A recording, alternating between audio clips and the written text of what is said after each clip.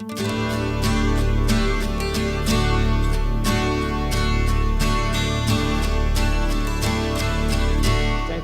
for the opportunity to come speak with you all this afternoon.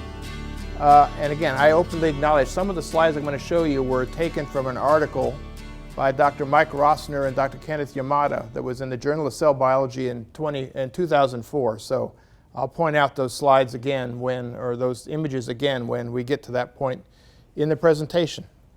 So I want to sort of lay the groundwork for what research misconduct is, and then I want to talk about a particular kind of misconduct that's called data fabrication or data falsification, and how it applies to images. So many of you may be doing research in your laboratories this summer that involve having pictures and trying to get them in a form presentable for publication. So I'm going to talk to you about some of the temptations that you might feel and that you should avoid as you think about putting together images for figures. And then lastly, I want to talk about data and what data is and what data management is and what your responsibilities as a researcher in the lab are towards data management and what your obligations as a team member. And so why do we worry about responsible conduct of research? Why is it we care about the standards which we use as we do our research projects? And so I hope you know Piled Higher and Deeper Comics. The artist was a former graduate student at Stanford. And this particular comic talks about how it is we get the privilege to do the research that we are able to do. And that's because we depend on funding from outside agencies. Again, Dr. Smith kind of alluded to that. Funding is tough to get, and so it's important we keep the confidence of the public, of your parents, my parents, all of our families, all of our communities who donate their tax dollars to let us do the research and make the breakthroughs that will help improve human health. And so again, we talk about research sausage. So it's all those sources of money that come together to help fund the work that we do and to allow us to make those findings that will help society overall. And so let's think about what misconduct is. And so there is an office in Washington called the Office of Research Integrity, which defines research misconduct as fabrication, falsification, or plagiarism. So fabrication means you make up the data, you never did the experiment. Falsification means you did the experiment, but you changed the data so it no longer reflects what you actually saw. And then plagiarism, you all know Turnitin probably, and software that helps identify copied texts in papers and things. I want to use a broader definition of plagiarism. That is taking someone else's data and pretending it's your own.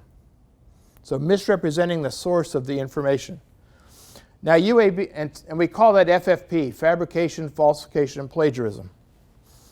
UAB expands the definition. So it's FFP plus other practices which seriously deviate from those that are commonly accepted. So at UAB, our culture is that we make a promise to each other as we do research that we're going to uphold the highest standards so that all of us can be proud of the work that gets done within our community, and that we won't be embarrassed by those things that might be a little bit shady. Again, the federal definition is fabrication, making up the data because you never did the experiment, falsification, meaning you did the experiment, but you changed the data so it no longer represents what you saw. And plagiarism, taking someone else's data and pretending it's your own. So FFP, I may use that jargon throughout this talk. So what does it take? So if someone's accused of misconduct, what does it take for that finding of misconduct to lead to some sort of penalty? It has to be a significant departure from accepted practices. It has to be committed intentionally, knowingly, or recklessly. And it has to be proved by a preponderance of the evidence. Now, you all watch Law & Order, probably the reruns on TNT and other places. You know, on Law & Order, it's beyond a reasonable doubt. That's the kind of of standard that the lawyers on that fictional show have to uphold. Preponderance of the evidence means it's more likely than not. So it's got a 51% chance of being right and a 49% chance of being wrong. And so, again, it's a little bit lower standard, not like what you see on Law and Order. And it's a real problem. And so the Office of Research Integrity say that 2/3 of all the cases that get reported to them over the 10-year period from 1994 to 2003, about 2/3 of the cases involved falsification. Doing the work, but then changing the data so it no longer represents what you actually saw. And so again, fabrication means making it up. You never did the work at all, you just made it up. And so again, here's Dilbert. He just made up some numbers for his presentation, and he states that numbers you make up are just as accurate as ones that you actually that you have. And then how many studies showed that? 87. Clearly, he's making all that up and try to gain some favor. And then falsification is manipulating research materials so it no longer represents what you saw, what you observed. So you've somehow tainted the data. You've somehow manipulated the data in a way which is inappropriate, and so it no longer represents. And so that could be inappropriately dropping points that you don't like because they don't fit on the line. It could be a lot of things. I want to talk today particularly about the concept of image manipulation. And again, this is an increasingly important area for people who look at research misconduct, to think about how things like Adobe Photoshop tempt us to make our images look so pretty, or to meet our preconceived notions, that we do something which is unethical. So again, no one wants to say you can't use Photoshop, but you've got to be clear on what the boundaries are. What's the appropriate way to use Photoshop to help make an image clearer, and what are the inappropriate ways? And again, sometimes we go to the dark side of that argument, to doing things which are really inappropriate and change the way the image that in a way that is inappropriate. And we'll talk about some examples in a minute, taken again from. So this is from the American Society for Cell Biology. Some guidelines that they have. I'm sorry, this is from the American Physiological Society. Some figures that they have put together to help define what's appropriate and what's not when you look at images. So again, it's improper editing, and I'll show you an example of that. Improper grouping, I'll show you some examples of that. Again, you shouldn't move, reduce, introduce, obscure, enhance things in the image. And so let's look at some examples. So here's an example of improper editing, again from the American Physiological Society. And so here's the image as it was submitted in the journal.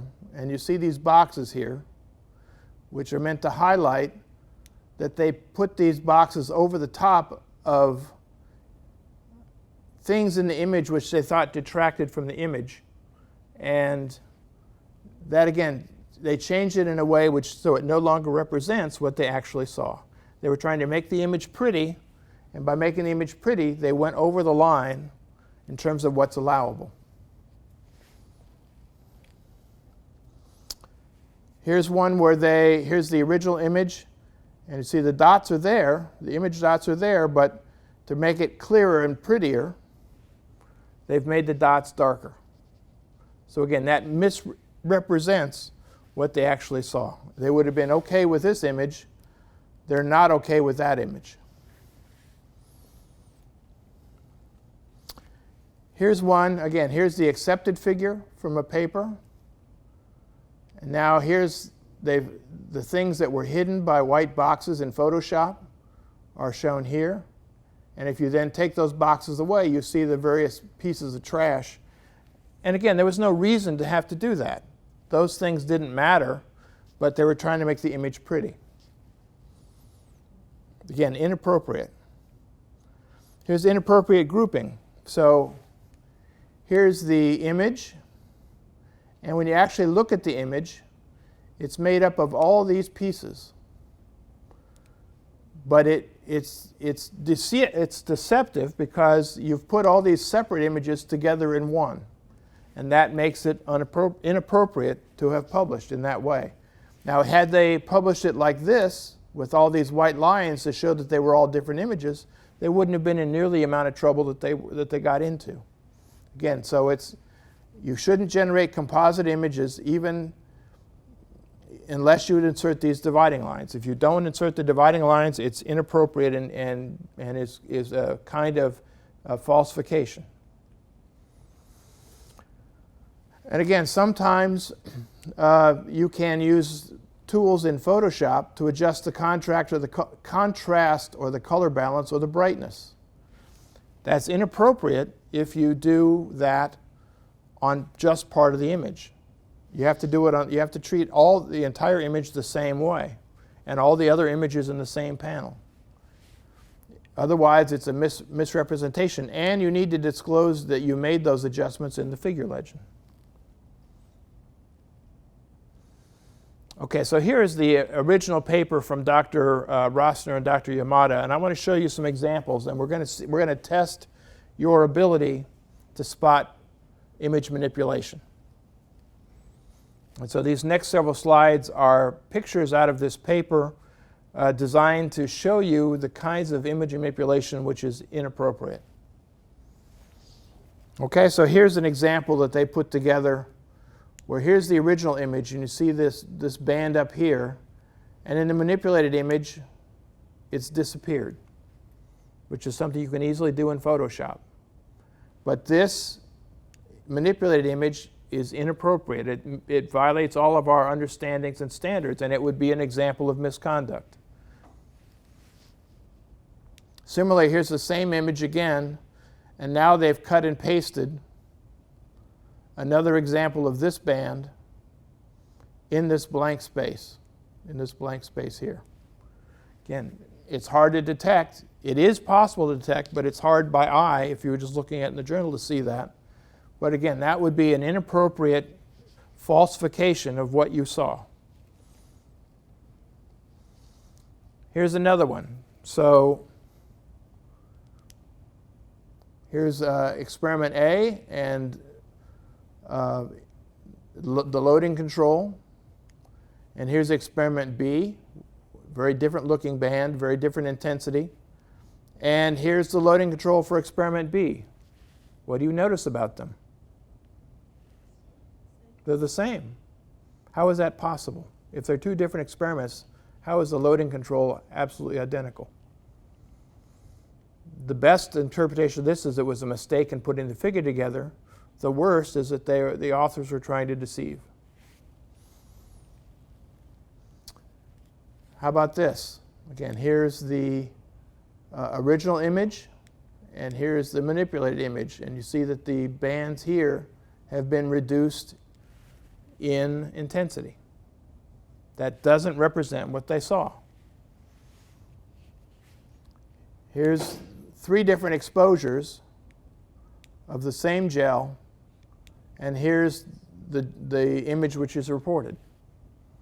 That doesn't show you all this other detail that was in the original image. And again, is a kind of misconduct, is a kind of image falsification. Here's another one. So here's the original image, and you see that they have been able, with Photoshop, to remove all these bands in the manipulated image. Again, inappropriate falsification of the image. It doesn't represent what they saw.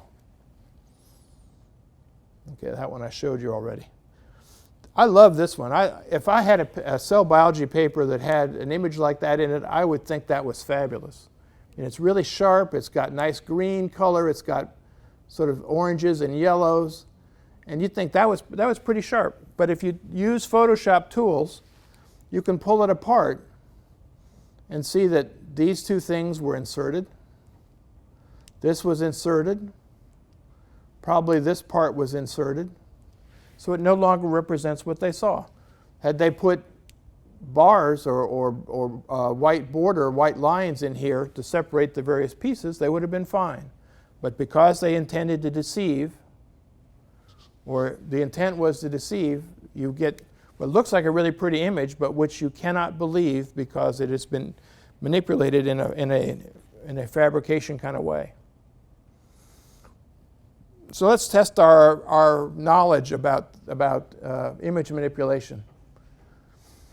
So this is an image which was published, and down here is the percent of cells which are dead in medium, with adding one drug, with adding another drug, and adding the combination, and a higher percent are dead, and with and without curcumin.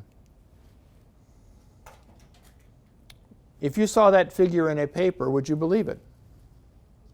No? Okay, I see someone shaking their head no. This image here and that image there are exactly the same. Now, was that a mistake when they put the figure together, or was that intentional? We don't know. It could be a mistake, but it can't be right because this one is medium alone, and this one has one of the two drugs in it. So one of those has to be wrong. And whether it was unintentional or whether it was intentional would be something for the research integrity officer at that institution to decide. How about this one? You've got a time course with IL-6 and a time course with IL-6 plus something else, and you got phosphorylated STAT3, and you got the amount of STAT3, the total amount of STAT3 in the cell. What do you think about that? I see a head shaking no. Why don't you believe it? Both of these are the same picture. One of them has to be wrong. Again, whether it was unintentional or whether it was intentional, we don't know. But the figures are the same, and then that can't be right if one of these is IL-6 alone and the other is IL-6 plus something else. They should look different. So who typically finds these kinds of misconducts? Well, typically when you submit a paper to a journal, and particularly after it's accepted, it goes to what's called a production editor. That's the person who puts the paper together and gets it ready to publish. And many journals today have equipped their production editors with the tools it takes to detect misconduct, to detect image manipulation, image falsification. And so more than half the time, it's those production editors who will let you know that there's a problem.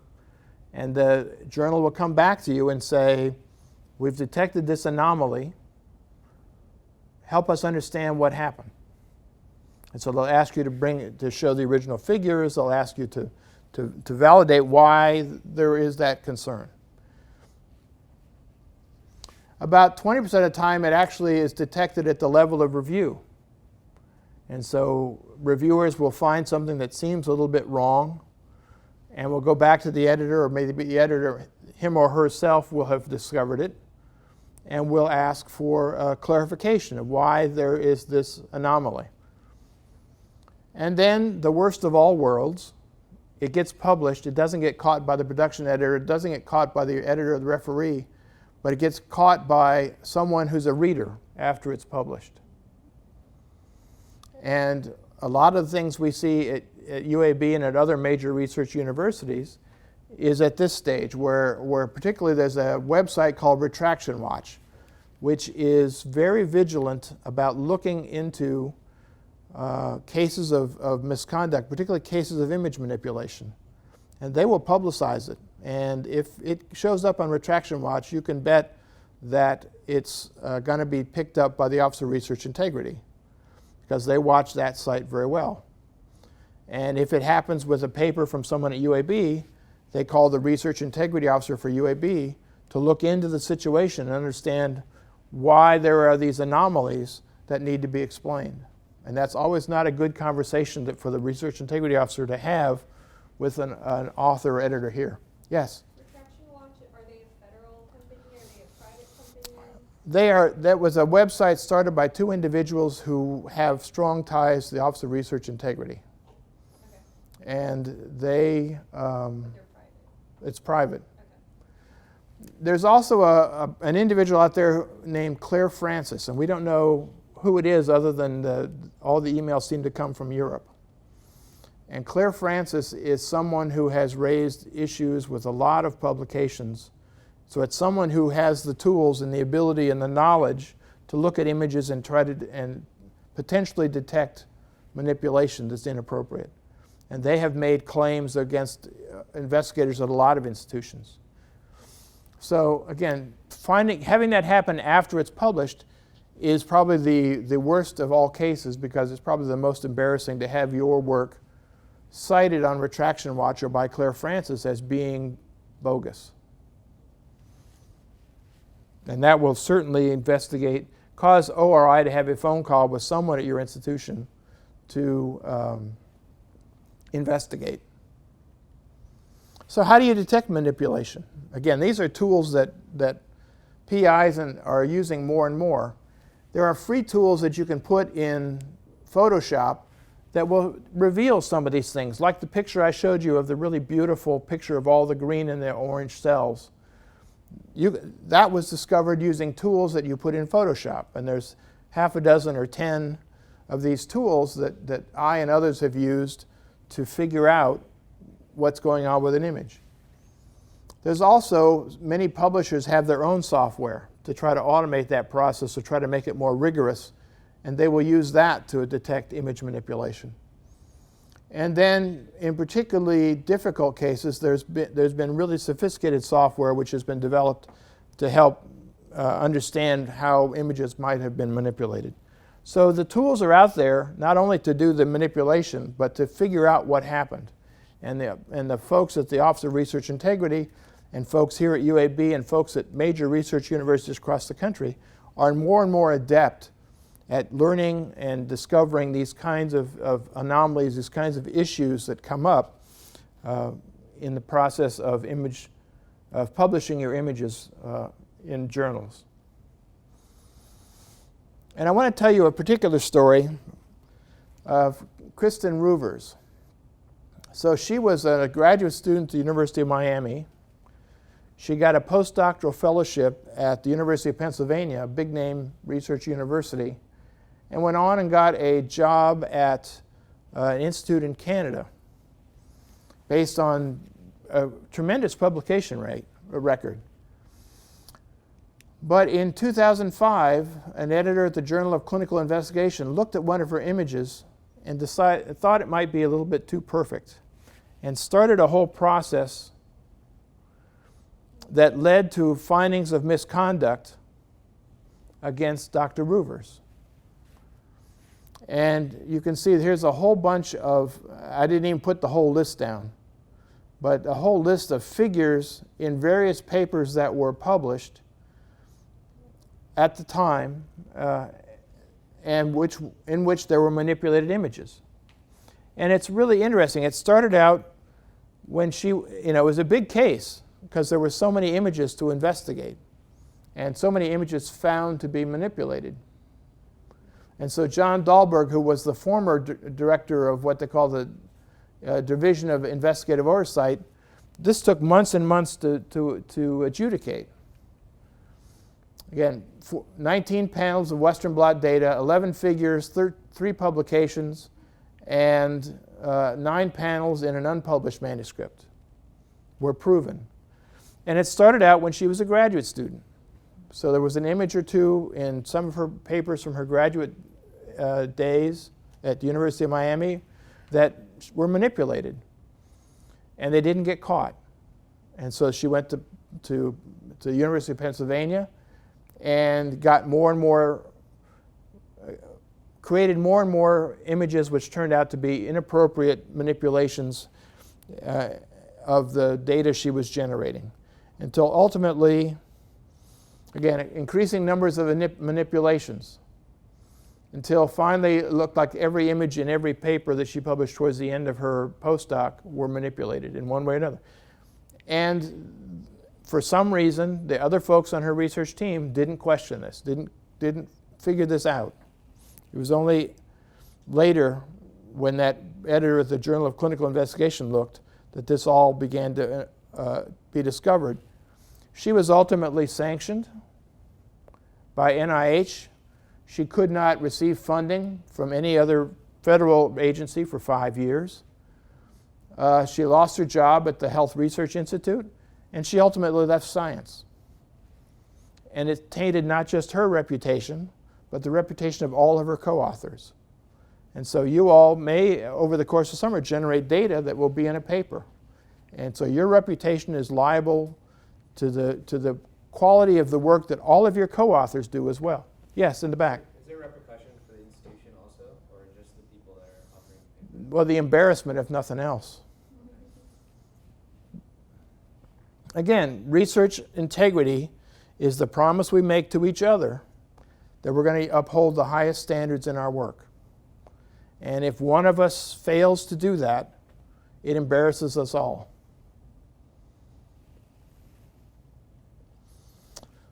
Again, so you're going to get caught. If you're tempted, you're going to get caught.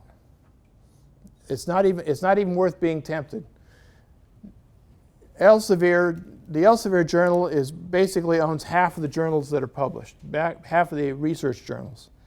They are looking at every image in every accepted manuscript. They're putting all these tools to use to find anything that might be embarrassing to the journal, because they don't want to publish manipulated images. So if you submit to them and it's manipulated, you're going to get caught. Journal of Cell Biology looks at every article that's been accepted for publication. They've been doing that since 2006. And they were among the most aggressive and earliest adopters of these tools to uphold the standards of their journal and of their society. And journals published by the American Physiological Society, they look at images of submitted papers. Not even accepted papers, submitted papers. And so if you've manipulated an image, even if it's not been accepted by them, they're going to ask questions, because they don't want their reputations tarnished by publishing work which is false, which is manipulated. So the message is, if you're tempted, avoid the temptation, because you're going to get caught. And that brings us kind of to the promise we make to each other. How is it we handle data here at UAB and elsewhere? What are the standards? What are the kinds of things that we think about when we think about data? Who do you think owns the data? If it's in your notebook, do you own it? Who do you think owns the data you generate over the course of this summer? UAB owns it. There's the Bayh-Dole Act, which gave all the data generated by all the faculty and all the students and all the graduate students and all the postdocs and all the researchers at UAB to UAB. So you don't own your data, you are a custodian of your data. You are a custodian on behalf of UAB of your data, and it's important that you record everything down, that your data collection is complete. So for example, if you're going to do human subject research, your IRB protocol is part of the data. Your survey instrument is part of the data. Any things you do in the lab are part of your data. Not just what you actually write down in the notebook, but all the protocols, all the things all the protocols for operating machines you may have used become part of the data record. So it's important you keep track of all that. You have to be systematic about collecting your data. You have to be sure that it's safe and secure. So you have to protect it from tampering. Again, tampering is a kind of misconduct. So you've got to protect the original copies of things so that you be sure that you can go back to a source and be sure what the original data looked like. It has to be retained for quite a while after you generate it. So if you're lucky enough to have data which leads to a patent, you probably have to keep the data for years after the patent is granted, because someone may challenge it, and you have to have the original data to be able to prove your claim to being the original inventor of that observation of that data. If it's just grant data, you have to save it for 3 years after the end of the grant. At least 3 years. And so, again, you have to have good records. You have to know where things are so that if you have to go back 3 years, 4 years, 5 years later, you can go back and find that data. You have to be sure you have it archived and protected and collected in a way which lets you go back and find it again. And that's true of the data you collect this summer. You have to agree on how you're going to analyze the data. Particularly in multi-site kinds of studies, it's important that everyone understands how the data is going to be analyzed, because if one place analyzes it differently from another, that can lead to problems. So you'll have to agree on what's the protocol, not just for collecting the data, but for analyzing it. You have to think about how you're going to share it. So NIH requires that you share all the data once it's published. How are you going to share it? What, are you going to put up a website? What if it's patient data? How are you going to make sure that the patients can't be identified from the data you've collected? And again, publication and authorship, so that leads us into the whole concept of authorship, of who should be first author, who should be a middle author, who should be senior author. How do you decide all those kinds of questions? All those things are important parts of data management. And we all of us at the UAB community are responsible to see that our data is collected and protected in a way which is appropriate, which upholds the highest standards. And so it's not just the PI of the lab, it's just not you as the collector of the data, it's everybody at UAB who has a responsibility to be sure that our data is well documented and collected in a way which helps us be sure that our findings are correct. So, cheaters never, you all know this from grade school, cheaters never prosper.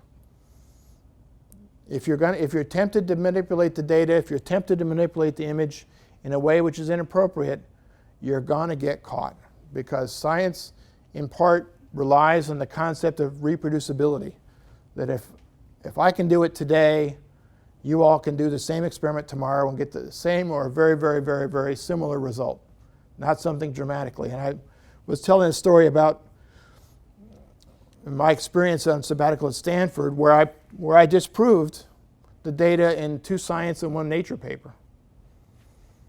And that was a protocol problem. That was not misconduct, because it was a scientific disagreement about how the data ought to be interpreted, how data ought to be, the experiment ought to be run. So that doesn't rise to the level of misconduct, but manipulating the data you collect in a way which is inappropriate, that it falsifies what you actually saw, is a kind of cheating. And it hurts patient care, because if people develop patient treatments based on your data which may or may not be true, that can result in harm of patients, and that's something we want not to have happen. And as in the case of Dr. Roovers, we're not a very forgiving bunch when things happen. There's always going to be that suspicion that, again, false statement of fact made deliberately is the most serious crime a scientist can commit. And so I love this quote out of Nature. We need to accept dirt in our pictures. It's hard to have a perfect picture, and the temptation to use Photoshop or other kinds of software to make the image look good, we need to just resist that temptation and leave the dirt in. Let's get a bit more real in terms of what our images look like. So if you'd like more information, you can go to the Office of Research Integrity website.